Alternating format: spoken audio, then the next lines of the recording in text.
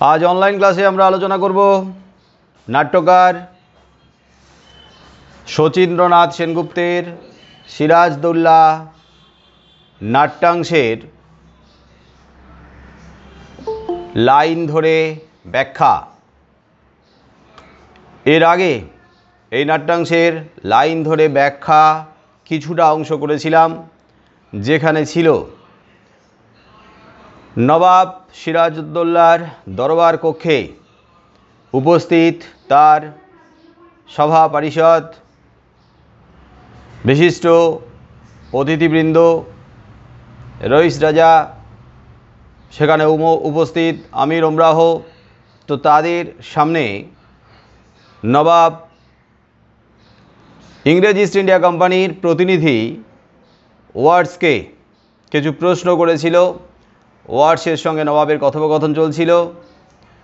নবাব ওয়ার্ডসের যে ষড়যন্ত্র, যে চালাকি, তার যে অপরাধ, সেই সম্পর্কে অবগত হয়ে তাকে সাবধান করে দিয়েছিল, আর নবাব ওয়ার্ডসকে তার দরবার থেকে সেই মুহূর্তে বেরিয়ে যেতেও নির্দেশ দিয়েছিলেন।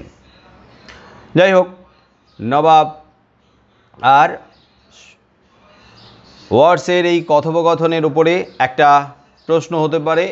এর আগেও বলেছি যে নবাবের সঙ্গে ওয়ার্ডসের যে কথোপকথন, কী নিয়ে কথা হচ্ছিল, তার একটা সংক্ষিপ্ত আলোচনা তোমরা তৈরি করে রাখবে। তো আজকের আলোচনা হবে তার ঠিক পরবর্তী অংশ থেকে, মানে ওয়ার্ডসের বেরিয়ে যাওয়ার পর থেকে। নবাবের অর্থাৎ সিরাজের দরবার থেকে ওয়ার্ডস তাকে কুর্নিশ করে বের হয়ে গেলেন। ঠিক যখন বের হয়ে গেলেন, তখন রাজা রাজবল্লভ সিরাজকে জাহাপনা সম্বোধন করে কিছু বলতে চাইছেন। রাজবল্লভ সিরাজের উদ্দেশ্যে, মানে নবাবের উদ্দেশ্যে সম্বোধন করছেন জাহাপনা কথা দিয়ে। জাহাপনা। সিরাজ তখন বলছে, একটু অপেক্ষা করুন রাজা। রাজা রাজবল্লভের সঙ্গে তিনি কথা বলবেন, কিন্তু তাকে একটু অপেক্ষা করতে বললেন, ধৈর্য ধরতে বললেন, কারণ এখন তিনি কথা বলবেন ফরাসিদের প্রতিনিধি মশিয়েলার সঙ্গে। ফরাসিদের প্রতিনিধি মশিয়েলা নবাবের দরবারে উপস্থিত হয়েছেন, নবাবের কাছে কিছু দাবি নিয়ে উপস্থিত হয়েছেন, কিছু আবেদন নিয়ে উপস্থিত হয়েছেন। তার নবাবের কাছে ফরাসি ইস্ট ইন্ডিয়া কোম্পানির পক্ষ থেকে কিছু আবেদন ছিল, কিছু আবেদন ইংরেজ ইস্ট ইন্ডিয়া কোম্পানির বিরুদ্ধে তার কিছু অভিযোগ ছিল। সেই অভিযোগ নিয়ে নবাবের কাছে এসেছেন, নবাবের কাছে সাহায্য চাওয়ার জন্য এসেছেন, সাহায্য ভিক্ষা করার জন্য এসেছেন। নবাব তাকে কি বললেন সেটা আছে এর পরবর্তী অংশে। আচ্ছা, শোনা যাচ্ছে তো?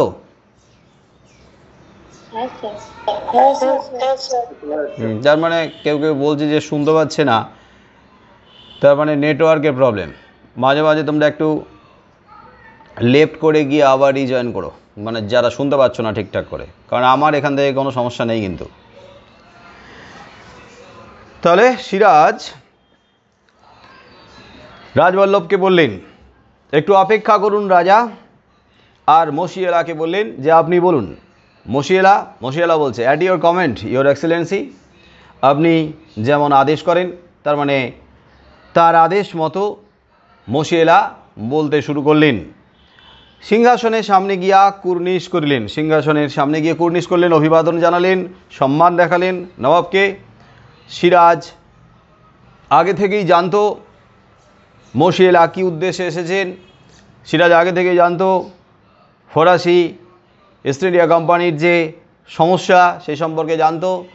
তাই সিরাজ সেই সমস্যার কথা তুলে ধরে মশিয়েলাকে তিনি যে সাহায্য করতে পারবেন না, তার জন্য কিছুটা হলেও ক্ষমা প্রার্থী হয়েছেন, দুঃখ প্রকাশ করেছেন।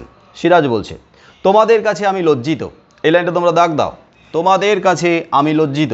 তাহলে সিরাজ কেন মশিয়েলা তথা ফরাসিদের কাছে লজ্জিত, এটা প্রশ্ন থাকে। তো প্রশ্নটা লিখে রাখো, কে কাদের কাছে কেন লজ্জিত? কে কাদের কাছে কেন লজ্জিত? তাহলে সিরাজ বলছে তোমাদের কাছে আমি লজ্জিত। কারণ কারণ তোমরা অর্থাৎ ফরাসিরা বহুদিন থেকেই বাংলাদেশে বাণিজ্য করছো। তোমরা ফরাসি আমার রাজ্যে এসেছো বাণিজ্য করার জন্য, এবং সেটা আজকের নয়, বহুদিন ধরে তোমরা বাণিজ্য করছো। তোমরা শান্তিতে বসবাস করছো, শান্তিতে বাণিজ্য করছো, ব্যবসা বাণিজ্য করছো, নবাবের সমস্ত যে আদেশ, যে নিয়ম রীতি, সেগুলো মেনে তোমরা বাণিজ্য করছো। তোমাদের প্রতি আমার কোনো রাগ নেই, ক্ষোভ নেই, আমার কোনো অভিযোগ নেই। তো আমার সঙ্গে কখনো তোমরা অসৎ ব্যবহার করনি। ফরাসিরা নবাবের সঙ্গে কখনো অসৎ ব্যবহার করেননি, খারাপ ব্যবহার করেননি, কখনো তার বিরুদ্ধে যায়নি। যেভাবে চেয়েছে সেইভাবেই ফরাসিরা কিন্তু বাণিজ্য করছে। কিন্তু মাঝে মাঝে যারা নবাবের বিরুদ্ধে গিয়ে নিয়ম রীতি লঙ্ঘন করছে তারা হচ্ছে ইংরেজ ইস্ট ইন্ডিয়া কোম্পানি। তাই বলছে ইংরেজদের সঙ্গে তোমাদের বিবাদ আজকাল নয়, আর এদেশের কোনো ব্যাপার নিয়েও নয়। ইংরেজদের সঙ্গে ফরাসিদের যে দ্বন্দ্ব সংঘাত সেটা কিন্তু চলছে, দীর্ঘদিন ধরেই চলছে।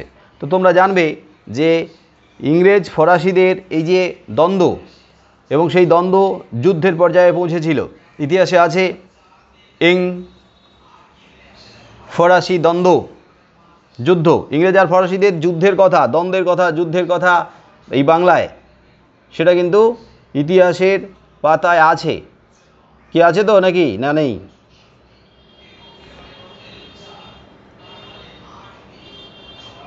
হ্যালো,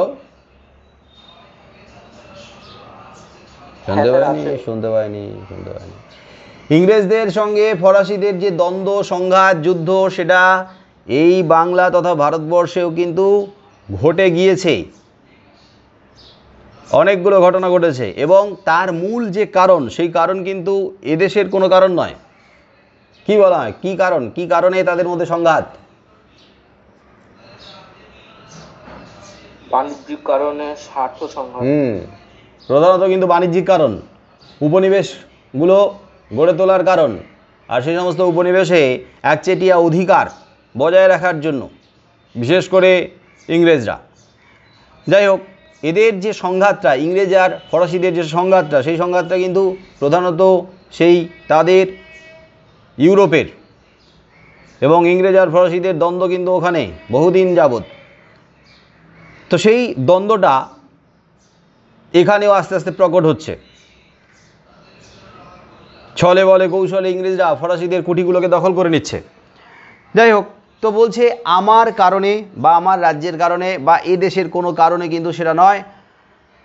নবাব বলছে যে ইংরেজদের সঙ্গে তোমাদের বিবাদ তো আজকাল নয়, অনেক দিন ধরে, অনেক পুরনো শত্রুতা, পুরনো সংঘাত, আর এটা এ দেশের কোনো ব্যাপার নিয়েও নয়, এ দেশের কোনো ব্যাপার নিয়েও নয়। সাগরের ওপারে তোমরা পরস্পরের টুঁটি চেপে মারলেও আমার কিছু বলবার থাকে না। সাগরের ওপারে মানে ইউরোপে তোমরা নিজেদের মধ্যে সংঘাতে লিপ্ত হও, একে অপরের টুঁটি চেপে মারো, একে অপরকে আঘাত করো, তাতে আমার কিচ্ছু যায় আসে না। কারণ আমার বলার কোনো এখতিয়ার নেই, অধিকার নেই, কারণ আমার রাজ্য এটা বাংলা। কিন্তু এখানে এই যে বাংলায় কিন্তু তোমরা শান্ত হয়ে থাকো, এই আমার কামনা। যদিও ফরাসিরা কিন্তু শান্ত হয়েই আছে, নবাবের কথা শোনে, নবাবের সাহায্য প্রার্থী, নবাবের মুখাপেক্ষী। তো বলছে তোমরা শান্ত হয়ে থাকো, এটা আমার কামনা। তোমরা শান্ত হয়ে তো আছো, এটা তো ঠিকই আছে, আমি তো চাই মনে মনে। কিন্তু যারা শান্ত হয়ে নেই তারা হচ্ছে ইংরেজ। তাই বলছে ইংরেজরা আমার সম্মতি না নিয়ে চন্দননগর অধিকার করেছে। ইংরেজরা আমার সম্মতি না নিয়ে চন্দননগর অধিকার করেছে। সমস্ত ফরাসি বাণিজ্য কুঠি তাদের ছেড়ে দেওয়া হোক, এই মর্মে দাবি উপস্থিত করেছে। মামার বাড়ির আবদার, তারা চন্দননগর অধিকার করেছে। তাহলে চন্দননগরে কাদের কুঠি রয়েছে বেশিরভাগ? চন্দননগরে কাদের কুঠি ছিল, কারা কুঠি করেছিল, কারা বসতি স্থাপন করেছিল, কারা ওখান থেকে বাণিজ্য করত? না, ফরাসিরা। চন্দননগর তো ফরাসিরা, আর ফরাসিদের অনেক কুঠি, বাণিজ্য কুঠি চন্দননগরে আছে। তো চন্দননগর অধিকার করেছে, চন্দননগর অধিকার করে বেশি অনেক কুঠি অধিকার করে নিয়েছে, এবং অধিকার করে নিয়ে এক অর্থে রীতিমতো চাপ সৃষ্টি করছে যে শুধু এখানকার নয়, ফরাসিদের যত বাণিজ্য কুঠি আছে সমস্ত বাণিজ্য কুঠি আমাদেরকে ছেড়ে দেওয়া হোক, মানে আমাদের কাছে সমস্ত কুঠি দিয়ে ওরা এখান থেকে বিদায় নিক, আমরা এখানেই একাই, ইংরেজরা আমরা এখানে একাই বাণিজ্য করব। এই যে একচ্ছত্র ক্ষমতার অধিকারী হওয়া, বিশেষ করে বাণিজ্য ক্ষেত্রে এইরকমই একটা চাপ সৃষ্টি করেছে ইংরেজরা। তাহলে এই রকম ধরনের অন্যায় দাবি, অন্যায্য দাবি, এটা তো নবাব হয়ে কখনো সিরাজ মানতে পারে না। তাই নবাব সবই জানে, কেন মশিয়েলা উপস্থিত হয়েছে সেটা তো জানেই। তাই মশিয়েলার কাছে এক অর্থে লজ্জিত হয়ে ক্ষমা প্রার্থী হয়েছে।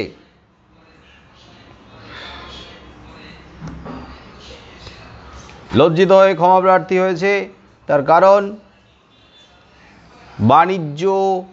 বাণিজ্যকে কেন্দ্র করে যে সংঘাত, সেই সংঘাতে নবাব এই মুহূর্তে কোনো সমাধান করতে পারবে না। আর সেই কারণেই নবাব তাদের কাছে ক্ষমা প্রার্থী হয়েছে। নবাব বলছে, তোমরা প্রতিকারের আশায় আমার কাছে উপস্থিত হয়েছো। এই লাইনটা তোমরা দাগ দাও, তোমরা প্রতিকারের আশায় আমার কাছে উপস্থিত হয়েছো।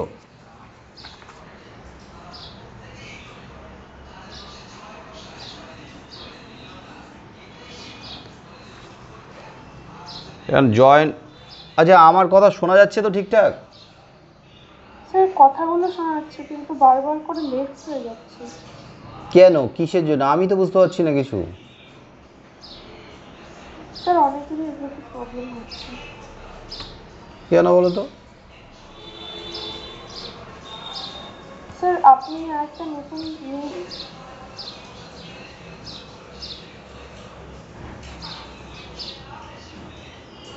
আমি তখন থেকে বলবো। হ্যাঁ স্যার, আমি একবারে লিফট করিনি, আমার এখানে অসুবিধা হচ্ছে। মানে আমার এখানে নেই, আমার এখানে নেটওয়ার্কে কোনো সমস্যা নেই, তোমাদের কারণেই হতে পারে। তোমাদের ওদিকে কোথাও কোথাও লেফট হওয়ার কারণ হচ্ছে নিজেদের ওখানকার নেটওয়ার্ক প্রবলেম হচ্ছে। আচ্ছা দেখি আর 2-4 লাইন এগোই, তারপরে দেখছি। তো এই লাইনটা তোমরা দাগ দেবে, তোমরা প্রতিকারের আশায় আমার কাছে উপস্থিত হয়েছো। প্রতিকারের আশায় আমার কাছে উপস্থিত হয়েছো। প্রশ্ন লিখে রাখো যে কে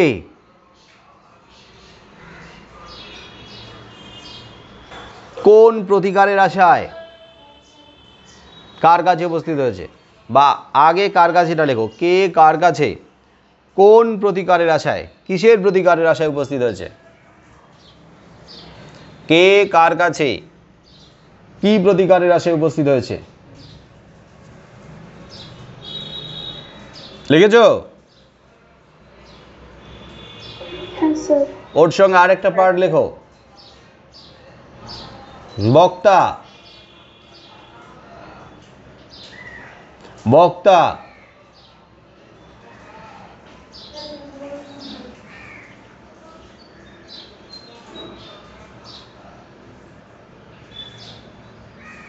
উদ্দিষ্ট ব্যক্তির কাছে কি বলেছিলেন? বক্তা উদ্দিষ্ট ব্যক্তির কাছে কি বলেছিলেন?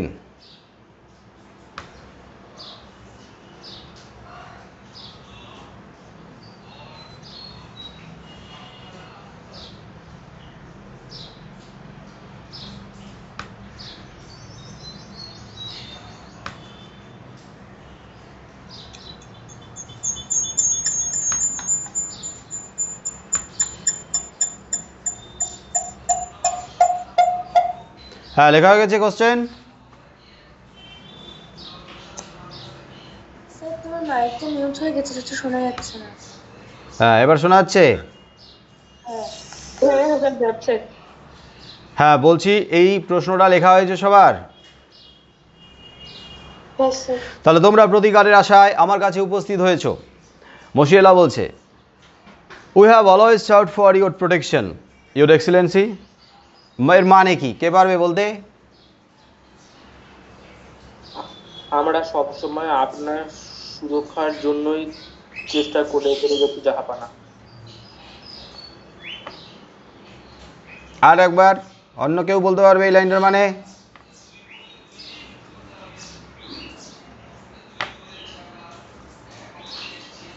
We have always shout for your protection your excellency. কে পারবে?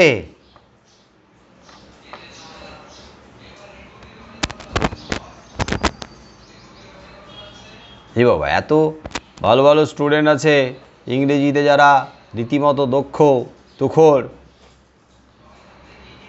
ঠিক আছে, অর্থটা ঠিক আছে, মানেটা ঠিক আছে। We have always shout for your protection, your excellency.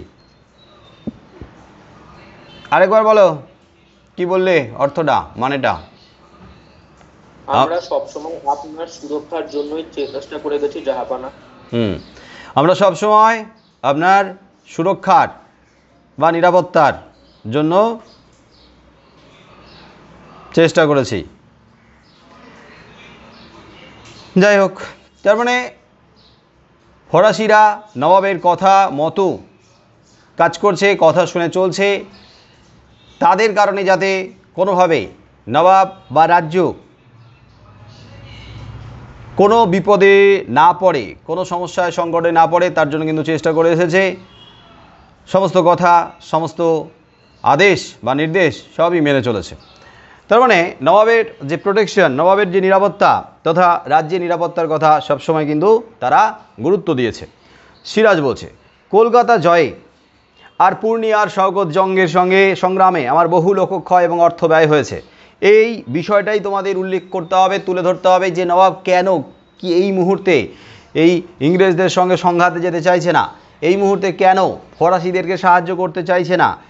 তার কারণ নবাবকে যারা পরামর্শ দিচ্ছেন সেই পরামর্শদাতারা নবাবকে সঠিক পথে চালিত করছে না, নবাবকে বিভ্রান্ত করছে, ভুল পথে চালিত করছে।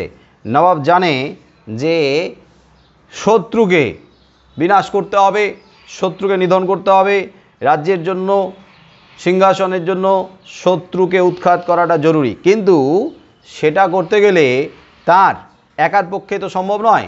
তার সেনাপতি রয়েছে, তার সভা পরিষদরা রয়েছে, তার আত্মীয় স্বজনরা রয়েছে, যাই হোক বিশেষ করে তার যে মন্ত্রিমণ্ডলী তারা যারা তাকে সঠিক পরামর্শ দেবে, সৎ পরামর্শ দেবে, তারা তো রয়েছে। তাহলে তারা যদি বলে যে না, এই মুহূর্তে যুদ্ধ করতে যাওয়াটা বুদ্ধিমানের কাজ হবে না, তাহলে নবাব কি সবার কথা না শুনে একাই যুদ্ধ করতে যাওয়ার জন্য সিদ্ধান্ত নেবে? তাহলে দেখা যাবে অন্যরা হয়তো বেঁকে বসতে পারে। তাহলে নবাব মন্ত্রিমণ্ডলীর কথা শুনে যুদ্ধ করতে রাজি হয়নি। আসলে এই মন্ত্রিমণ্ডলী কেন তাকে যুদ্ধ করতে নিষেধ করেছে, তার কারণ এতে মন্ত্রিমণ্ডলীও কিন্তু জড়িয়ে রয়েছে, অনেকেই কিন্তু জড়িয়ে রয়েছে, যাতে নবাব যুদ্ধ করতে না অগ্রসর হয়। অজুহাত হিসেবে যেটা দেখানো হয়েছে যে কলকাতা জয় করেছেন, তিনি তো সিংহাসনে বসার পরে একের পর এক যুদ্ধ করেই চলেছেন, কখনো তিনি দুদণ্ড নিশ্চিন্তে বিশ্রাম নিতে পারছেন না। তাহলে কলকাতা জয় করতে গেছে, সেখানে জয় করতে গিয়ে অনেক লোক মারা গেছে, তার সৈন্য সামন্তরা, অনেক অর্থ নষ্ট হয়েছে। তারপরে পূর্ণিয়াতে যে পূর্ণিয়ার যুদ্ধ হয়েছিল শওকত জংয়ের সঙ্গে, সেই যুদ্ধতেও তার অনেক লোকক্ষয় হয়েছে, অনেক অর্থ ব্যয় হয়েছে। আমার মন্ত্রিমণ্ডলও যুদ্ধের পক্ষপাতী নয়। তাহলে নবাব এমনিতেই মনে মনে ভাবছিল যে হ্যাঁ সত্যি তো তাই, একটু বোধহয় সময় নেওয়া দরকার আছে। তো সেই সময় তার মন্ত্রিমণ্ডলও বলে দিয়েছিল যে যুদ্ধের পক্ষপাতী নয়, মন্ত্রিমণ্ডলও যুদ্ধের জন্য রাজি হয়নি, বরং ইংরেজদের সঙ্গে একটু সন্ধি টন্ধি করে নেওয়া হোক, ইংরেজরা যা বলছে তাতেই রাজি হয়ে যাওয়ার কথা বলেছিল, এও রাজিও হয়ে গেছে। তো এরূপ অবস্থায় তোমাদের প্রতি আমার অন্তরের পূর্ণ সহানুভূতি থাকা সত্ত্বেও ফরাসিদের প্রতি আমার অন্তরের, মানে নবাব বলছে আমারও তার অন্তরের পূর্ণ সহানুভূতি আছে। তারা যে সমস্যায় পড়েছে, বিপদে পড়েছে, সেই সমস্যার কথা ভেবে, তাদের কষ্ট, তাদের দুর্দশার কথা ভেবে তিনি সহানুভূতিশীল হয়েছেন, তাদের প্রতি সহানুভূতি দেখিয়েছেন। কিন্তু ইংরেজদের সঙ্গে তিনি বিবাদে লিপ্ত হতে চাইছেন না। তাই বলছে আমি তোমাদের জন্য ইংরেজদের সঙ্গে বিবাদে প্রবৃত্ত হতে পারি না, তোমাদের জন্য ইংরেজদের সঙ্গে বিবাদে প্রবৃত্ত মানে যুক্ত হতে পারি না, লিপ্ত হতে পারি না। আমার এই অক্ষমতার জন্য তোমরা আমাকে ক্ষমা করো। এই লাইনটা তোমরা দাগ দেবে, আমার এই অক্ষমতার জন্য। নবাবের একটা অক্ষমতা, দুর্বলতা এখানে কাজ করছে, যে তিনি শত্রুর সঙ্গে সংঘাতে যেতে চাইছেন না, তার মানে শত্রুকে প্রশ্রয় দিচ্ছে। আমার এই অক্ষমতার জন্য তোমরা আমাকে ক্ষমা করো। তোমরা মানে ফরাসিদের প্রতিনিধি মশিয়েলাকে বলছে, তার মানে ফরাসিরা যেন তাকে ক্ষমা করে, ফরাসিদের কাছে তার ক্ষমা প্রার্থী হওয়ার কথা এখানে উল্লেখ করা হয়েছে। তাহলে এই লাইনটা থেকে তোমরা প্রশ্ন লিখবে, কে কাদের কাছে কি কারণে ক্ষমা প্রার্থনা করেছেন? কে কাদের কাছে কি কারণে ক্ষমা প্রার্থনা করেছেন?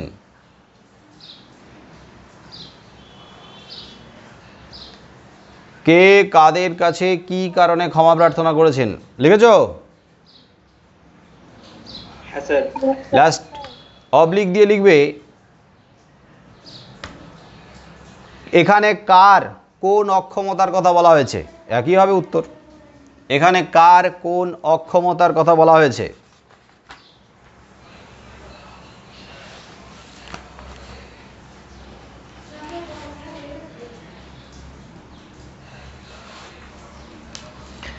তো নিজের অক্ষমতার কথা যখন স্বীকার করলো, তখন আর ফরাসি প্রতিনিধি মশিয়েলার কি আর করার আছে? তিনি তো আর নবাব নন, তিনি তো শুধুমাত্র এখানে একজন প্রতিনিধি হিসেবে এসেছেন। নবাব যদি মুখের উপরে বলে দেয় যে আমি সাহায্য করতে পারছি না, ইংরেজদের সঙ্গে যুদ্ধে লিপ্ত হতে পারছি না, তখন নবাবকে আর কিছু বলার থাকে না। বরং মশিয়েলা নবাবের এই সিদ্ধান্ত শুনে কিছুটা হলেও অবাক হয়েছে, কিছুটা হলেও বিস্মিত হয়েছে, স্তব্ধ হয়ে কিছুক্ষণ দাঁড়িয়ে রয়েছে। আর এরপরে কি কথা বলবে, এরপরে মশিয়েলার কি বলা উচিত, মশিয়েলাও হয়তো বুঝতে পারছে না।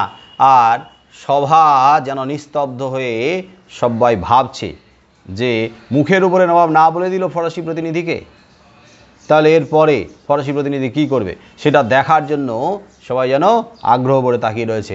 একটা ক্লাইম্যাক্স। সভা কিছুকাল স্তব্ধ রইল। মশিয়েলা মাথা নত করিয়া দাঁড়াইয়া রহিলেন। মশিয়েলার আর কিছু করার নেই, তাই মাথা নিচু করে দাঁড়িয়ে রয়েছে। নবাবের মুখের উপরে আর তিনি কি বলবেন, বরং তাকে নবাবের আদেশ মেনে নিয়ে চলে যেতে হবে। তবে চলে যাওয়ার আগে মশিয়েলা কিছু কথা নবাবকে বলেছেন, যে কথা তার ভালোর জন্য, তার মঙ্গলের জন্য, তাঁরই স্বার্থে। তারপর ধীরে মাথা তুলিয়া নবাবের দিকে চাহিলেন। নবাবের দিকে চেয়ে ক্ষুব্ধ কণ্ঠে কহিলেন, একটু রাগ, একটু ক্ষোভ নবাবের প্রতি উঠে এসেছে। তো ক্ষুব্ধ কণ্ঠে তিনি বলছেন যে তিনি যে সিদ্ধান্ত নিলেন, সেই সিদ্ধান্ত যে একটা ভুল সিদ্ধান্ত, এবং এই সিদ্ধান্ত নেওয়ার কারণে তার নিজের ধ্বংসের, তার নিজের রাজ্যের ধ্বংসের কারণ তিনি নিজেই হয়ে উঠতে চলেছেন। এখানে মশিয়েলা যে সংলাপটা বলেছে ইংরেজিতে, সেই সংলাপটা কে পড়বে?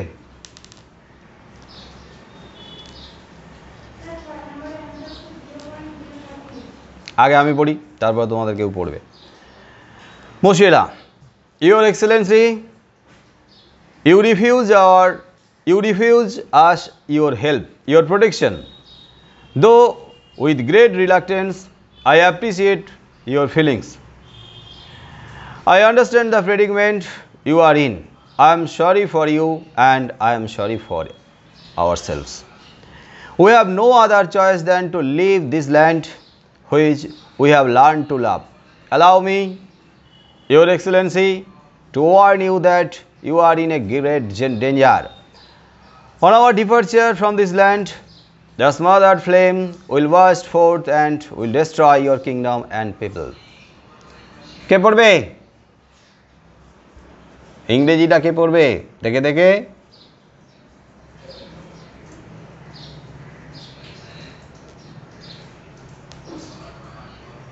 পড়ি। সব চুপ করে আছে আজকে। বলো, পড়ো।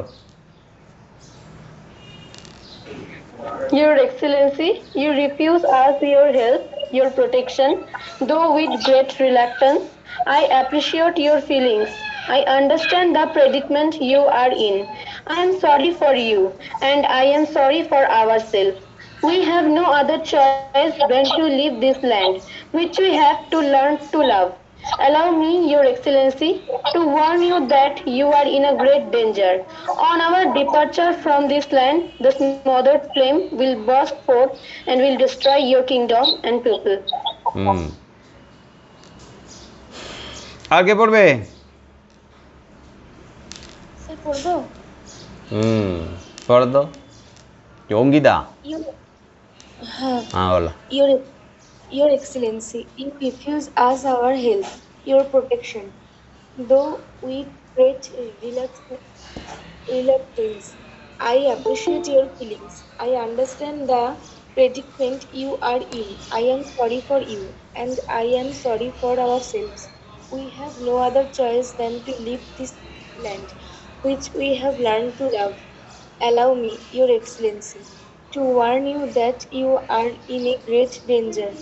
On your departure from this land, the smothered flame will burst forth and will destroy your kingdom and people. হুম মানেটা কে বলতে পারবে?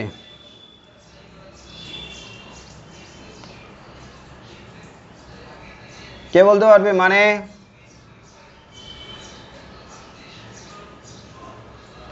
এর অর্থটা কে বলতে পারবে?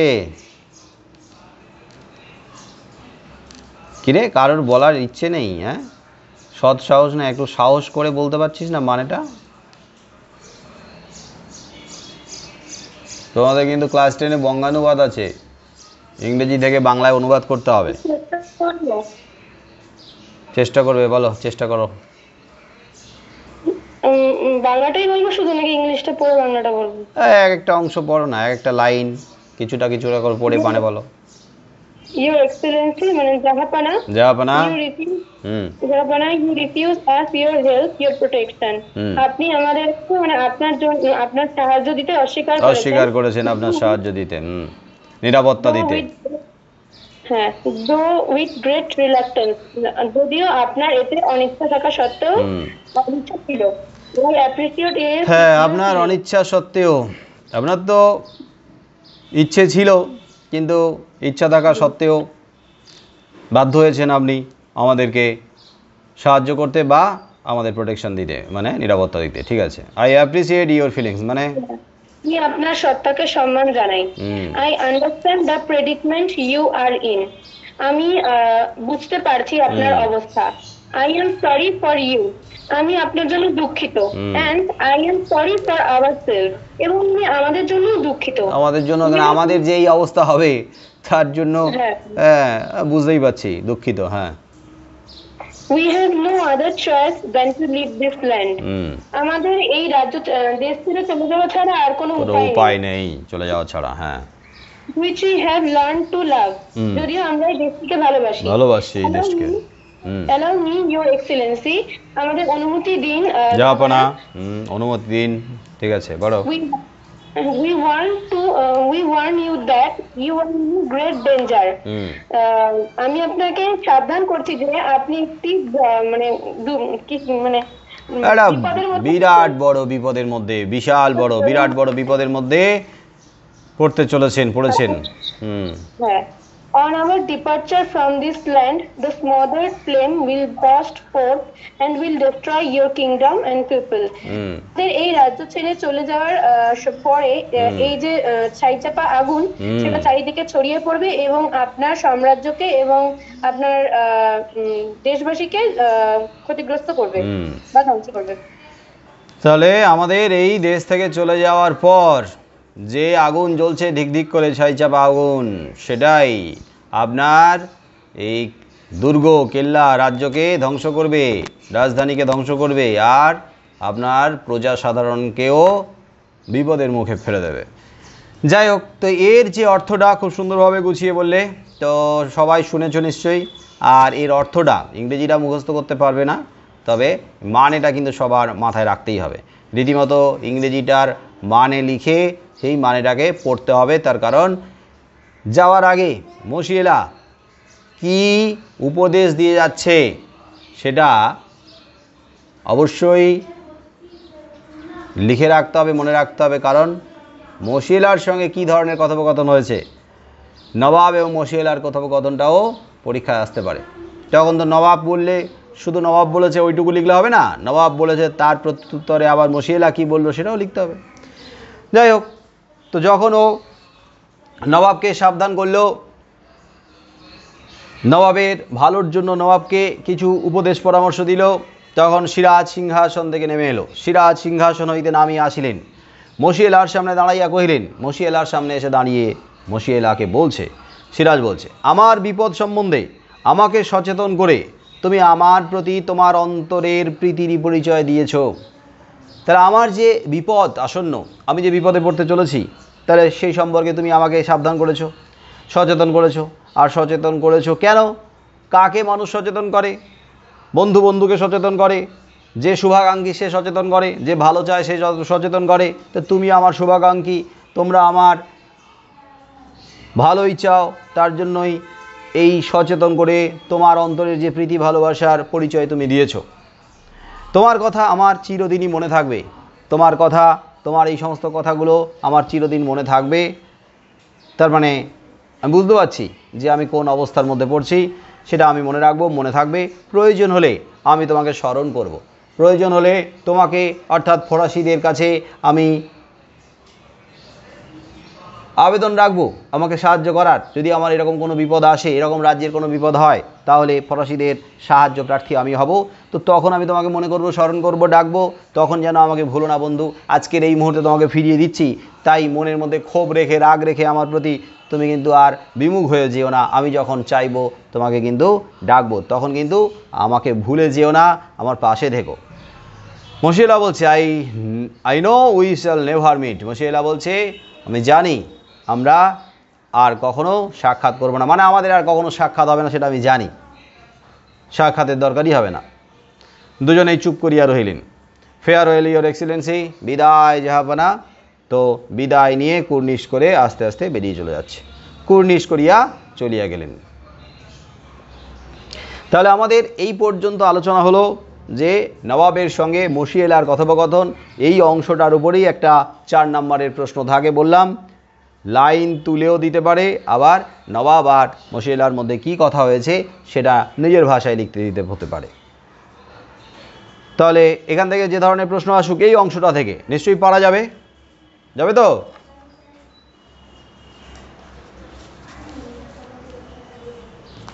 হ্যাঁ স্যার।